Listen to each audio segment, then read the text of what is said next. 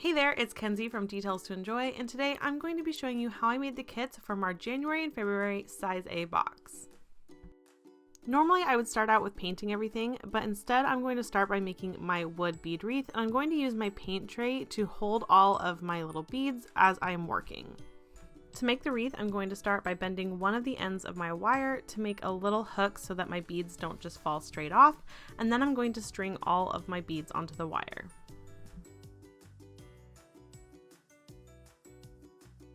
Once all of my beads are on the wire, I'm going to twist the two ends of the wire together, making sure that I'm creating a tight circle. Cross the wires over each other and then twist one wire around the other. After it is secure, you can go ahead and make sure that it is as tight as possible, and then you can straighten out your circle. Now I can get started with painting, so I'm using one of my foam brushes, and this is the color Mushroom Bisque by Behr, and I'm just painting this all over one of my inserts and the XO. Whenever I'm painting, I like to work in thin, light coats, and I make sure to not have too much paint on my brush, especially when I'm painting little letters, because this can help prevent getting any paint on the sides. Then I'm going to paint my postage stamp frame in the color Mesa Peach by Behr, and then using a detail brush, I'm going to paint two of my hearts in the color Copper Beech by Glidden, and then using another detail brush, I'm going to paint the final heart in the color Cinnamon Stick by Glidden. My other insert is in the color Silky White by Behr, and you can do this with one of the foam brushes, but I instead chose to use one of our foam rollers for a quicker paint process. After everything is fully painted and dried, I'm going to go in with my sanding blocks and give everything a quick sand. There are two types of sanding that we do. The first is the smoothing sand, and this is where I hold the block flat against the piece, and this is going to smooth out the finish. And then the other sand that I do is a distressing sand, where I hold the sanding block at about a 45-degree angle along the edge of the piece, and this just really brings out the fact that the pieces are 3D and takes off some of that paint and gives it a little bit more dimension. After everything is sanded, I'm using a clean dry rag to clean up any of the sanding dust.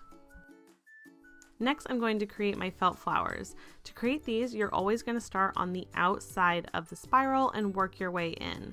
You start off by rolling the end of your felt together into a tight little roll, and then as you go, the petals will naturally start to lay a little bit flatter.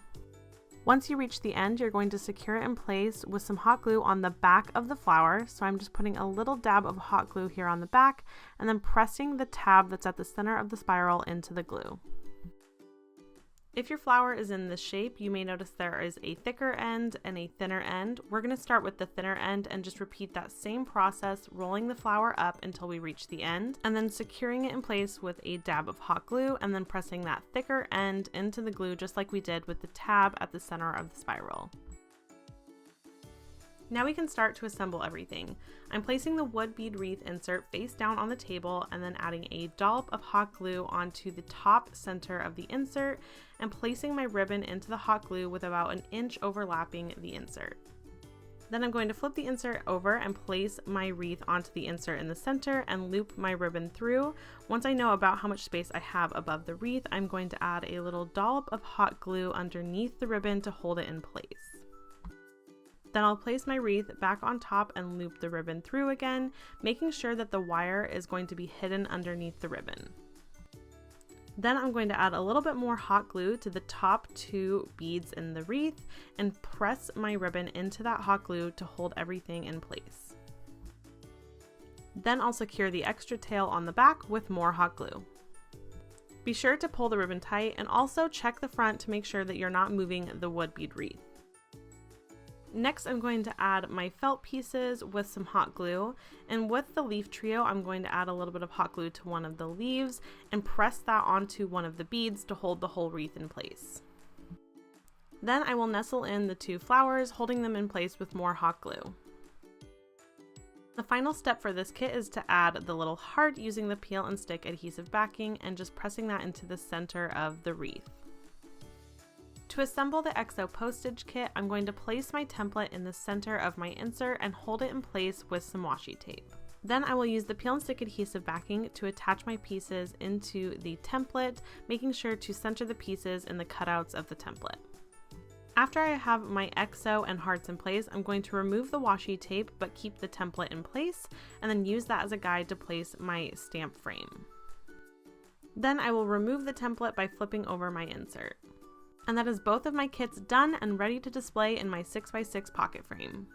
I hope you enjoyed creating along with me today, and if you create your own versions of these kits, we would love to see them, so be sure to tag us in your pictures on social media. We're Details to Enjoy on Instagram and Facebook.